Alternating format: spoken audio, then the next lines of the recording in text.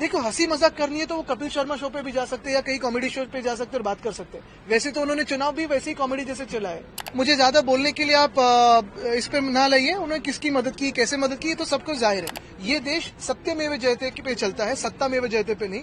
सत्तामेव जयते पे chief election commissioner चल रहे हैं। देखिए, मैं उन पे ज्यादा बयान नहीं देना चाहता। वो कभी कभी भाजपा की बी टीम यानी यहाँ के अखिलेश जी के नहीं, अखिलेश जी अपनी लड़ाई लड़ रहे हैं। यहाँ की जो है वो कभी कभी भाजपा की बी टीम की जैसे बर्ताव करते हैं, वो हमने पहले भी देखा है। और इस चुनाव में भी मुझे ज्यादा बोलने के लिए आप इस पे ना लाइए, उन्होंने किसकी मदद की, कैसे मदद की, तो सबको जाहिर है। लेकिन मैं ये कहना चाहता हूँ कि कल का जो ट्वीट था वो पहले भी करते हैं, लेकिन हमारा जो हिंदुत्व है स्पष्ट है। हमने कभी ये नहीं कहा कि हम हिंदुत्ववादी नहीं है।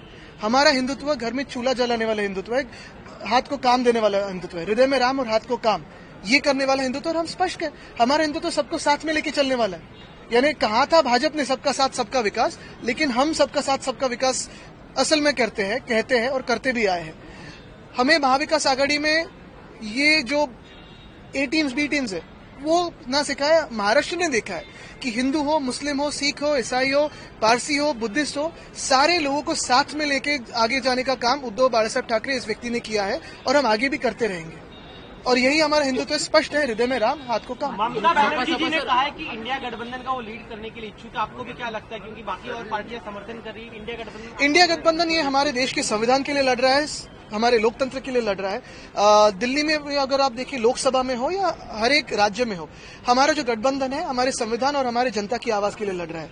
ममता दीदी तो हमारे बहुत करीबी है, उत्कृष्ट नेता भी है। वैसे ही केजरीवाल साहब अभी चुनाव में दिल्ली में उतरेंगे, तो ये सारे लोगों में बातचीत हो और आगे तो बीजेपी के दफ्तर से चलता है, उनकी आवाज सबसे महत्वपूर्ण है, ना कि जनता की। जनता की मांग सिर्फ यही है कि वहां मॉक पोल किया जाए बैलेट पेपर से। मॉक पोल से कुछ बदलने वाला नहीं है, ना सरकार के जो नतीजे या ईवीएम ने दिया हुआ मैंडेट है वो बदलने वाला है, ना सीईसी ने दिया हुआ मैंडेट बदलने वाला है। लेकिन ये तो पता चलेगा कि सत्य क्या है। ये देश सत्यमेव जयते पे चलता है, सत्तामेव जयते पे नहीं। सत्तामेव जयते पे चीफ इलेक्शन कमिश्नर चल रहे हैं। आज आप लोगों ने शपथ ली है सदस्यता की, तो क्या डिसाइड हुआ? क्योंकि कल आप लोग नहीं, कल हमने कहा था कि कल हम शपथ नहीं लेंगे। एक दिन के लिए हमने जो आंदोलन करना था वो तो किया है, लेकिन आमदार बन के, विधायक बन के आगे का जो काम होता है वो हाउस के अंदर और हाउस के बाहर, भीतर और बाहर, ये दोनों हम करेंगे।